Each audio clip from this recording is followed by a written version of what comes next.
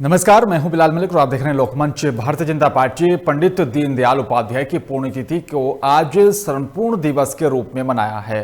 प्रधानमंत्री नरेंद्र मोदी ने पंडित दीनदयाल उपाध्याय की प्रतिमा पर पुष्पांजलि अर्पित की और इस मौके पर पीएम मोदी ने कहा है कि 1965 में भारत पाक युद्ध के दौरान भारत को हथियारों के लिए विदेशी देशों पर निर्भर रहना पड़ता था। दीनदयाल जी ने ही उस समय कहा था कि हमें एक ऐसा भारत बनाने की आवश्यकता है जो न केवल कृषि में आत्मनिर्भर बल्कि रक्षा और साथ ही हथियार में भी हो। पंडित दीनदयाल उपाध्याय की पुण्यतिथि पर संपूर्ण दिवस कार्यक्रम में पीएम मोदी ने कहा है कि सत्ता की ताकत से आपको सीमित सम्मान ही मिल सकता है, लेकिन विद्वान का सम्मान हर जगह होता है। दीनदयाल जी की इस विचार के यहाँ पर जीते जागते उदाहरण हैं।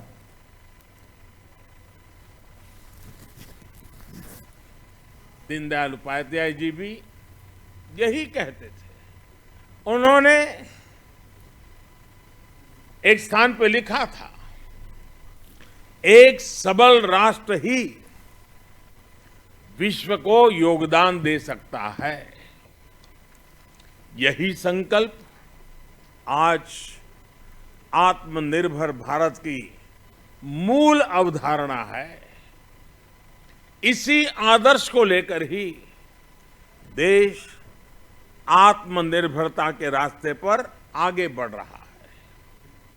कोरोना काल में देश ने अंत्योदय की भावना को सामने रखा और अंतिम पायदान पर खड़े हर गरीब की चिंता की। आत्मनिर्भरता की शक्ति से देश ने एकात्म मानव दर्शन को भी सिद्ध किया, पूरी दुनिया को दवाएं पहुंचाई और आज दुनिया को वैक्सीन भी पहुंचा रहा है। साथियों, देश की एकता अखंडता के लिए भी आत्मनिर्भरता की जरूरत पर दीनदयाल जी ने विशेष जोर दिया था। 1965 में भारत पाक युद्ध के दौरान भारत को विदेशों से हथियार के लिए निर्भर रहना पड़ता था और दीनदयाल जी ने कहा था कि हमें सिर्फ अनाज में ही नहीं बल्कि हथियार और विचार के क्षेत्र में भी भारत को आत्मनिर्भर बनाना होगा। उनके इस विजन को पूरा करने के लिए भारत आगे बढ़ रहा है। आज भारत में डिफेंस कॉरिडोर बन रहे हैं, स्वदेशी हथियार बन रहे हैं और तेजस जैसे फाइटर जेट्स भी हवा। भारतीय जनता पार्टी के राष्ट्रीय अध्यक्ष जेपी नड्डा ने कहा है कि पंडित दीनदयाल उपाध्याय ने बहुत ही कम अवधि में भारतीय जनसंघ को भी ताकत दी है। वो हमें आज भी प्रेरणा देती हैं और आज बीजेपी का विशाल स्वरूप और साथ ही उसके मूल में पंडित जी का दिया हुआ मंत्र और साथ दृष्टि है। यहाँ पर अंबेडकर इंटरनेशनल सेंटर में गुरुवार को पंडित दीनदयाल उपाध्याय की 53वीं पुण्यतिथि पर आयोजित संपूर्ण दिवस को संबोधित करते हुए नड्डा ने कहा है कि संसद सत्र होने के कारण हमने तय किया है कि हमारे सभी सांसद आज यहाँ पर उपस्थित होकर पुण्यतिथि भी मनाएंगे। उन्होंने बहुत ही कम अवधि में भारतीय जनसंघ को जो गति दी, ताकत दी, उससे हम लोग प्रेरणा लेकर के आज अभी जो भारतीय जनता पार्टी का विशाल स्वरूप और दुनिया की सबसे बड़ी पार्टी बनी है और विचारधारा को लेकर के चल रही है, उसके मूल में पंडित दीनदयाल उपाध्याय जी का दिया हुआ मंत्र है। पश्चिम बंगाल के रण में केंद्रीय गृह मंत्री अमित शाह आज फिर से उतरे हैं और साथ ही कूच बिहार में रैली को संबोधित करते हुए अमित शाह ने यहां पर कहा है कि बंगाल का चुनाव ऐतिहासिक होगा। ममता बनर्जी को गुंडे चुनाव जिताते हैं, उनके दंगा प्रमुख से बीजेपी का हमारा ब्लॉक प्रमुख चुनाव लड़ेगा और साथ ही जीतेगा। उन्होंने बीजेपी को वोट करने की अपील की और केंद्रीय गृह मंत्री अमित शाह ने कहा है कि बंगाल में ममता बनर्जी गुंडों के दम पर चुनाव जीतती रही हैं और अगर यहां पर बंगाल में जय श्री राम नहीं बोलेंगे तो क्या पाकिस्तान में बोलेंगे। चुनाव खत्म होते होते ममता बनर्जी भी जय श्री राम बोलने लगेंगी। देश दुनिया भर में फैले हुए करोड़ों लोग हमारे आराध्य श्री राम को याद कर गौरव महसूस करते हैं, गौरव। मगर आपको तकलीफ होती है क्योंकि आपको तुष्टीकरण कर कर एक वर्ग विशेष के वोट चाहिए। मैं आपको वादा कराता हूं, चुनाव समाप्त होते ममता दीदी भी जय श्री राम। केंद्रीय रक्षा मंत्री राजनाथ सिंह ने आज संसद में भारत और साथ ही चीन के बीच तनाव को लेकर बड़ा बयान दिया है। उन्होंने ये बताया कि महीनों से जारी भारत चीन सीमा तनाव अब खत्म हो जाएगा। एलएसी के पास लद्दाख में भारत और साथ ही चीन के बीच सैन्य गतिरोध समाप्त हो गया है। राजनाथ सिंह ने आज राज्यसभा में बताया कि भारत चीन के बीच एलएसी के पास पैंगोंग लेक विवाद पर समझौता हो गया है और अब यहां से दोनों ही देश की सेनाएं अपने सैनिकों को यहां पर पीछे हटाएंगी। सभापति महोदय, मुझे सदन को यह बताते हुए खुशी हो रही है कि हमारे इस अप्रोच तथा सस्टेन्ड टॉक्स के फलस्वरूप चीन के साथ पैंगोंग लेक के नॉर्थ एवं साउथ बैंक पर डिसएंगेजमेंट का समझौता हो गया है। और इस बात पर भी सभापति महोदय इस बात पर भी सहमत हो गई है कि पैंगोंग लेक से पूर्व पैंगोंग लेक से पूर्ण डिसएंगेजमेंट के 48 आवर्स के अंदर सीनियर कमांडर स्तर की बातचीत हो तथा बाकी बचे हुए मुद्दों पर भी हल निकाला जाए। सभापति महोदय, पैंगोंग लेक एरिया में चीन के साथ डिसएंगेजमेंट का जो समझौता हुआ है उसके अनुसार दोनों पक्ष फॉरवर्ड डिप्लॉयमेंट को phased, coordinated and verified manner में हटाएंगे। चीन अपनी सेना की टुकड़ियों को नॉर्थ बैंक में फिंगर 8 के पूरब की दिशा की तरफ रखेगा और इसी तरह भारत भी अपनी सेना की टुकड़ियों को फिंगर 3 के पास अपने permanent base Dhan Singh Thapa post पर रखेगा। इसी तरह की कार्रवाई साउथ बैंक एरिया में भी दोनों पक्षों द्वारा की जाएगी। ये कदम आपसी समझौते के तहत बढ़ाए जाएंगे तथा जो भी निर्माण आदि दोनों पक्षों द्वारा अप्रैल 2020 से नॉर्थ एंड साउथ बैंक पर किया गया है उन्हें हटा दिया जाएगा और पुरानी स्थिति कायम कर दी जाएगी। सभापति महोदय, यह भी तय हुआ है कि दोनों पक्ष नॉर्थ बैंक पर अपनी सेना की गतिविधियां जिसमें परंपरागत स्थानों की पेट्रोलिंग भी सम्मिलित है को अस्थायी रूप से स्थगित रखेंगे। पेट्रोलिंग तभी शुरू की जाएगी जब सेना एवं राजनयिक स्तर पर यानी डिप्लोमेटिक लेवल पर आगे बातचीत करके समझौता बनेगा। इस समझौते पर कार्रवाई कल से नॉर्थ एंड साउथ बैंक पर प्रारंभ हो गई है। यह उम्मीद है इसके द्वारा पिछले साल के गतिरोध से पहले चमोली के तपोवन में हुए हादसे को आज 5वां दिन है और साथ ही आपको बता दें कि वहीं एनटीपीसी के टनल में फंसे 39 वर्कर्स को बचाने की कोशिश जारी है। हालांकि ऑपरेशन की यहां पर स्ट्रेटजी में भी बदलाव किया गया। आपको बता दें कि टनल में 72 मीटर अंदर ही ड्रिलिंग की जा रही है और वहीं 13 मीटर नीचे तक होल किया जाएगा।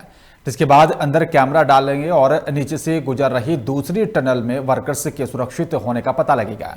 वहीं ड्रिलिंग देर रात करीब 2 बजे शुरू की गई थी और जहां पर अब तक 6.5 मीटर नीचे तक ही खुदाई हो चुकी है और वहीं पहले 75 मिलीमीटर यहां पर चौड़ाई का होल किया जा रहा था, लेकिन करीब 1 मीटर के बाद उसमें दिक्कत आई जिसके बाद अब करीब 50 मिलीमीटर चौड़ाई का होल किया जा रहा है।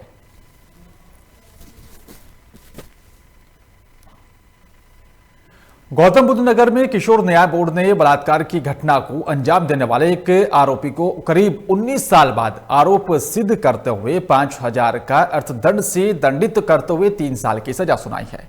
किशोर न्याय बोर्ड की प्रधान मजिस्ट्रेट वीरेश चंद्रा के और साथ ही सदस्य अनित कुमार बघेल ने यहां पर किशोर को विशेष गृह इटावा उत्तर प्रदेश भेजने का भी आदेश दिया है और वहीं अर्थदंड न भरने पर आरोपी को 1 महीने की अतिरिक्त सजा का भी प्रावधान किया गया।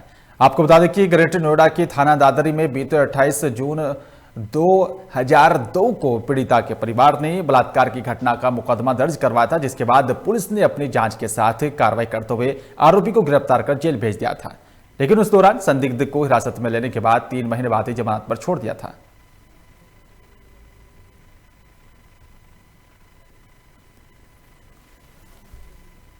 और साथ ही आपको बता दें कि गिरफ्तार कर जेल भेज दिया गया था और लेकिन उस दौरान जो है आरोपी को हिरासत में लेने के 3 महीने के बाद जमानत पर छोड़ दिया गया था। उस समय आरोपी की उम्र करीब 17.5 साल थी, लेकिन एक लंबा वक्त बीत जाने के बाद इस पूरे मामले में ये जो है बड़ी कार्रवाई हुई और साथ ही 5,000 के अर्थदंड के साथ 3 साल की सजा सुनाई गई है।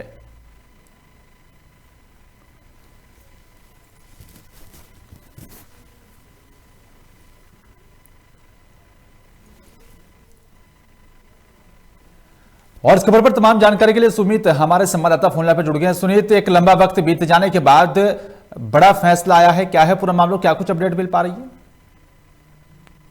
मैं आपको बता दूं कि हमारे देश में ऐसे ये पहला केस नहीं है जो इतने सालों बाद सजा का प्रावधान और सजा मिली है आरोपी को। ऐसे कई केस देखे गए हैं, लेकिन हाँ, ये गौतम बुद्ध नगर का पहला केस आप मान सकते हैं कि 19 साल बाद एक बलात्कार के आरोपी को सजा सुनाई है। ये केस मैं आपको बता दूं कि साल 2019 का है, जब एक बलात्कार की घटना हुई थी। जो आरोपी है वो भी नाबालिग था और जो पीड़िता थी वो भी नाबालिग है। तो केस चलता रहा, चलने के बाद जब हमारे यहाँ पे गौतम बुद्ध नगर में किशोर न्याय बोर्ड का गठन हुआ, उसके बाद ये मेरठ से यहाँ पे ट्रांसफर हुआ।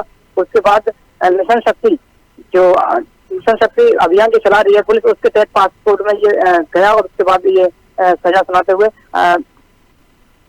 आरोपी को जेल भेजा है। जी, शुक्रिया आपका सुमित, तमाम जानकारी साझा करने के लिए।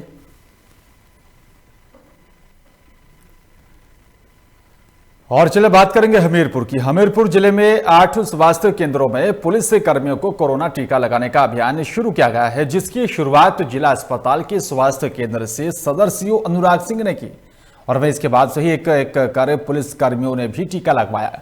आपको बता दें कि जिले में यहाँ पर 11 सूत्रों में जो है अभियान चलेगा, जिसके तहत 1374 फ्रंट लाइन वर्कर्स को टीका लगना सुनिश्चित किया गया।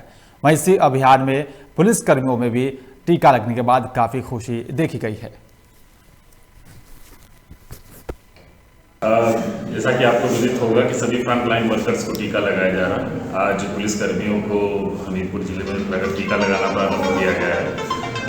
आज 30% लोगों को टीका लग रहा है, हम लोगों ने टीका लगवा दिया है। सभी लोग आगे लगवाते जा रहे हैं। मैं सभी को यही संदेश दूंगा, हम लोगों ने सबको मैसेज किया कि सभी लोग समय से आए और सरकार द्वारा कानपुर में पेट्रोल और साथ ही डीजल में हुई महंगाई से नाराज जो है सपा के कार्यकर्ताओं ने तांगा रैली निकालकर प्रदर्शन किया। दरअसल बुधवार को सपा कार्यकर्ताओं ने तांगा जुलूस निकालते हुए सरकार के खिलाफ जमकर नारेबाजी की।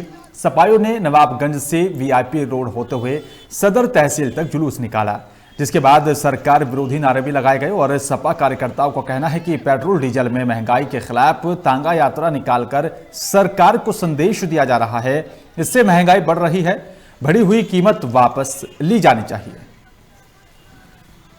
लगातार डीजल, पेट्रोल और कुकिंग गैस के दाम बढ़ा करके उसने आम जनता और गरीब जनता की कमर तोड़ने का काम किया है। इसी बढ़ती हुई महंगाई के विरोध में समाजवादी पार्टी के राष्ट्रीय अध्यक्ष अखिलेश यादव जी के आह्वान पर और हमारे नौजवान ये जिलाध्यक्ष भाई राघवेंद्र सिंह जी, अर्पित यादव जो युवजन सभा के अध्यक्ष और तमाम हमारे कार्यकर्ता साथियों के साथ आज हम लोग सड़क पर उतरे हैं, बताने के लिए कि अगर ये दिन दूर नहीं, अगर भारतीय जनता पार्टी की सरकार ऐसी सत्ता पे रही तो हम लोगों को अपनी गाड़ियां छोड़ करके, आम जनता को अपनी गाड़ियां छोड़कर। कोविड वैक्सीन का तीसरा चरण नगर पालिका रामनगर में शुरू किया गया है, जिसमें नगर पालिका सहित कई पुलिसकर्मी और साथ ही एसडीएम विजयनाथ शुक्ल ने भी वैक्सीन का जो है टीका लगवाया। और साथ ही एसडीएम विजयनाथ शुक्ला ने कहा है कोविड-19 वैक्सीन पूरी तरह से सुरक्षित है और इसे हर व्यक्ति को लगवाना चाहिए। साथ ही किसी भी जो है वायरल वीडियो की अफवाह पर किसी भी प्रकार का कोई भी ध्यान ना दे। जब भी कोविड-19 वैक्सीन लगाने की आपकी बारी आती है तो वैक्सीन जरूर लगवाएं, जबकि 780 कर्मचारियों और साथी अधिकारियों को कोरोना का टीका लगाया जाएगा, जिसके चलते आज नगर पालिका रामनगर में 100 लोगों को यहां पर कोविड-19 वैक्सीन का टीका लगाया गया। रामनगर नगर पालिका में और यहाँ भी नगर पालिका में जितने भी कर्मचारी हैं, अधिकारी हैं, उनको भी कोरोना वैक्सीन का जो है टीका लगाया जा रहा है। आइए यहाँ पे मेरे साथ कुछ लोग बैठे हैं नगर पालिका के, इनसे बात करते हैं इनको कैसा महसूस कर रहे हैं ये कोरोना वैक्सीन के टीके को लेकर। और जो कोरोना वैक्सीन का जो टीका लगाया जा रहा है वो क्या कहना आपका इसके बारे में? मैं नगर पालिका में कार्यरत हूँ।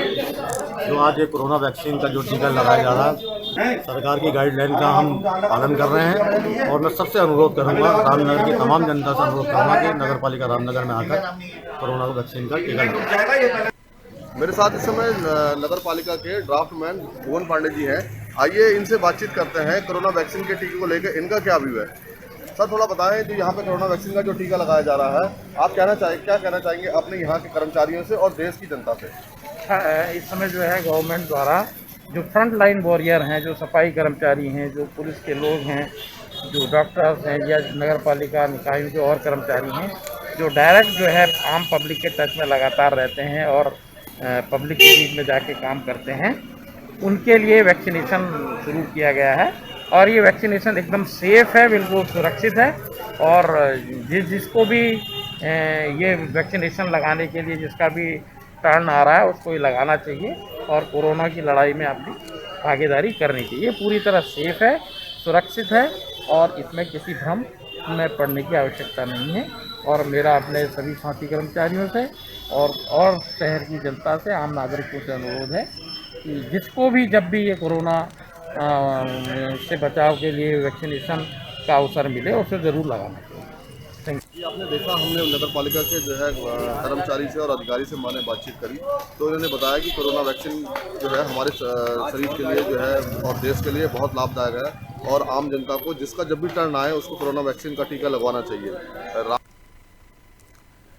रामनगर कॉर्बेट नेशनल पार्क से लगते ग्राम हिम्मतपुर की एक महिला को बाघ ने अपना निवाला बना लिया है और साथ ही बताया जा रहा है कि ग्राम हिम्मतपुर निवासी कमला जंगल में घास काटने के लिए गई थी और इसी दौरान बाघ के हमले से महिला गंभीर रूप से घायल हो गई थी, जिसके बाद घायल महिला को आनन फानन में रामनगर संयुक्त चिकित्सालय में भर्ती कराया गया, जहां पर महिला को डॉक्टरों ने मृत घोषित कर दिया। मृतिका की परिजनों का कहना है कि जब तक बाघ को आदमखोर घोषित नहीं किया जाता या फिर उसको मार नहीं दिया जाता तब तक शव को हॉस्पिटल से नहीं उठाया जाएगा। वहीं परिजनों ने कॉर्बेट प्रशासन पर गंभीर आरोप लगाते हुए कहा है कि बाघ लगातार 2 महीने से रिहायशी इलाकों में घुस रहा है, जिसकी कॉर्बेट कर्मचारी और साथ ही अधिकारियों को समय समय पर सूचना दी जाती है, लेकिन किसी ने कोई संज्ञान नहीं लिया। साथ ही ग्रामीणों ने बताया कि कॉर्बेट की चौकी हमारे बिल्कुल करीब है, लेकिन कॉर्बेट कर्मचारी और अधिकारी गश्त नहीं करते। और वहीं मौके पर कॉर्बेट टाइगर रिजर्व के डिप्टी डायरेक्टर कल्याणी ने भी पहुंचकर ग्रामीणों को समझाने की कोशिश की, लेकिन ग्रामीण अपनी जिद पर अड़े रहे।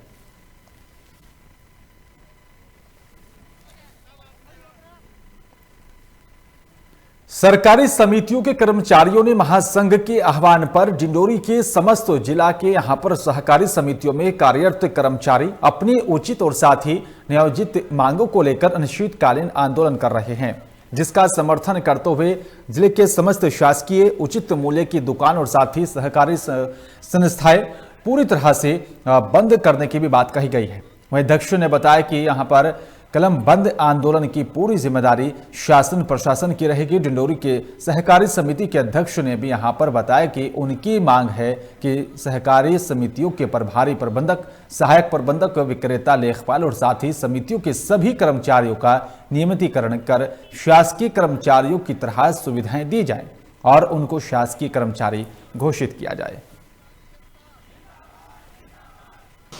20-25 वर्षों से कर्मचारी समितियों में काम कर रहे हैं, पर आज तक उनका नियमितीकरण नहीं हुआ है। अल्प वेतन में कर्मचारी सब काम कर रहे हैं। जिस शासन से हमारी यही मांग है कि हमको नियमितीकरण किया जाए। शासकीय कर्मचारी की भांति हमें वेतन भत्ते, पेट्रोल डीजल सहित गैस के दाम में हुई बढ़ोतरी को लेकर लोग परेशान हैं और इसी को लेकर शिवसेना पार्टी ने भी प्रधानमंत्री के नाम कमिश्नर को ज्ञापन सौंपा है। और शिवसेना के यहां पर जिला प्रमुख ने बताया कि महंगाई से लोग परेशान हो रहे हैं और इसी को लेकर ज्ञापन के माध्यम से बढ़ती महंगाई को कम करने की मांग की गई।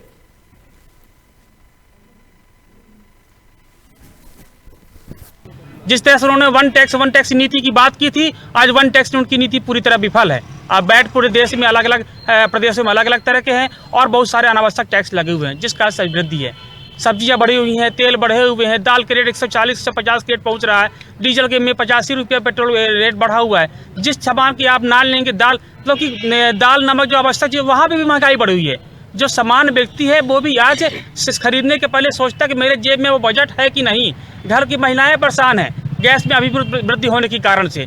जब से बीजेपी शासन आया है इतनी तीव्र गति से सुरसा की तरह रेट बढ़ रहा है, इसकी कोई कहना अपने शब्दों में इसको कैसे बयां करूं। आप सभी इस बात को भली समझ सकते हैं। मैं माननीय प्रधानमंत्री जी से इस ज्ञापन के माध्यम से निवेदन करता हूं कि तत्काल इन आवश्यक चीज़ों में पेट्रोल, डीजल, गैस में रेटों में कमी की जाए ताकि आम जन को इससे राहत मिल सके और जो महंगाई वृद्धि हो रही है वो नीचे। होशंगाबाद जिले की सिवनी मालवा तहसील के पास के ग्राम चौताली के पास रात लगभग 7 बजे 2 दोपहिया वाहनों की आमने सामने से भिड़ंत हो गई। भिड़ंत इतनी तेज हुई कि यहां पर दोनों दोपहिया वाहनों पर सवार लगभग 6 लोग गंभीर रूप से घायल हो गए। आसपास के ग्रामीणों ने ही यहां पर इसकी जानकारी 108 एम्बुलेंस सहित स्थानीय पुलिस को थाने में दी और जिसके बाद सभी घायलों को सामुदायिक स्वास्थ्य केंद्र सिवनी मालवा में भर्ती कराया गया, जहां पर डॉक्टर ने एक युवक को मृत घोषित कर दिया और वहीं अन्य 5 लोगों का उपचार जारी है।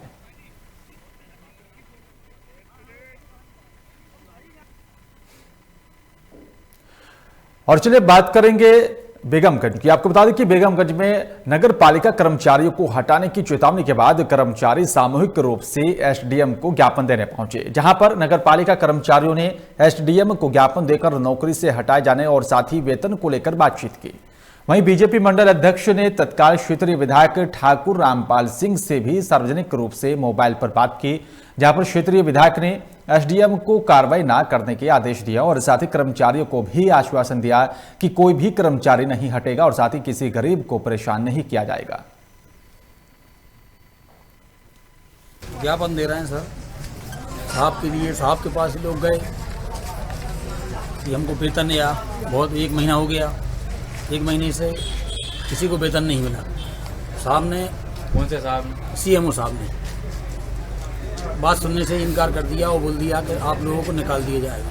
ये नगर पालिका में जो कर्मचारी रखे गए थे इनकी विधिवत नगर पालिका परिषद में पोस्टिंग नहीं थी या परिषद में लाए नहीं गए थे, तो ये कर्मचारी रखे गए। तो सीएमओ का कहना ये है कि हम इनकी जांच कर रहे हैं और माननीय विधायक जी का कहना है कि कोई भी कर्मचारी को नहीं हटाया जाएगा। और मैं मंडल अध्यक्ष के नाते मैंने भी उनको आश्वस्त किया है किसी भी कर्मचारी को नगर पालिका से बाहर नहीं किया जाएगा। उनकी जो भी कमियां रह गई हैं उनकी कमियां पूरी की जाएंगी और उनको विधिवत नहीं रखा जाएगा। नगर पालिका के सफाई कर्मियों अन्य कर्मियों जिनकी पीआईसी प्रस्ताव नगर परिषद द्वारा पहले नगर पालिका द्वारा पारित नहीं किए गए तो उनके वेतन का आहरण नहीं किया जा रहा था, जिसके संबंध में शिकायत पूर्व में प्रस्ताव नहीं हुए लेकिन उनकी नियुक्ति यहाँ थी, जिस कारण उनका वेतन निकल रहा था। लेकिन जब जांच की गई इसकी कि पीआईसी प्रस्ताव नहीं है इतने कर्मचारियों को, 70-80 कर्मचारियों के, इस कारण से इनका वेतन रोका गया।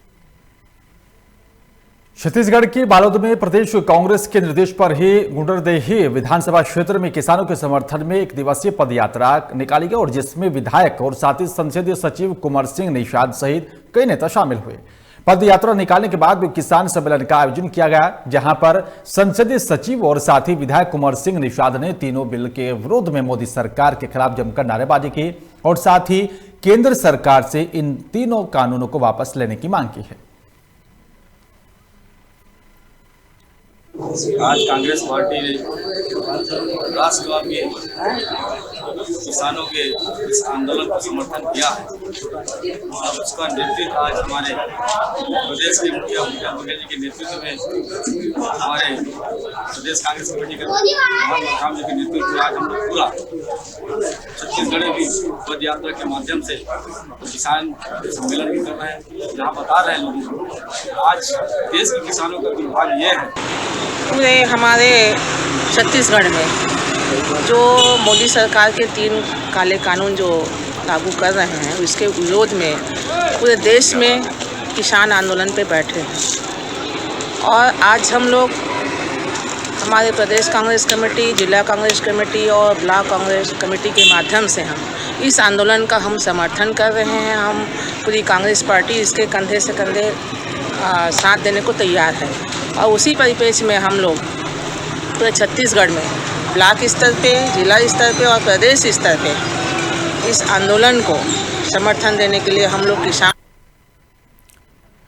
उन्नाव में जिला कारागार में सुरक्षा व्यवस्था को लेकर लोकमंच ने जेलर अरुण कुमार सिंह से बातचीत की है। कोरोना काल में कैदियों की सुरक्षा व्यवस्था और साथ ही कैदियों के रखरखाव को लेकर कई जानकारियां भी दी हैं। क्या कुछ कहा आपको सुनवाते हैं।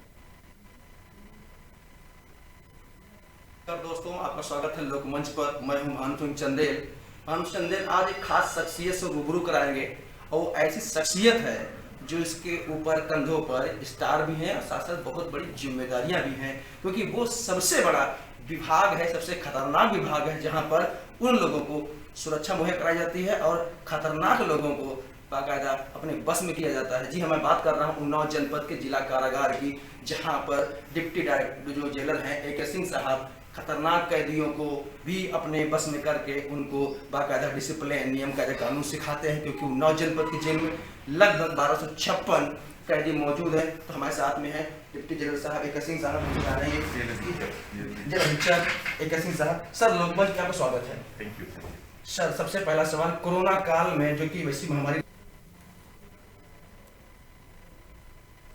और फ्लैश बुलेटिन में मेरे साथ सिर्फ इतना ही। बाकी तमाम खबरों के लिए आप देखते रहिए लोकमंच। नमस्कार।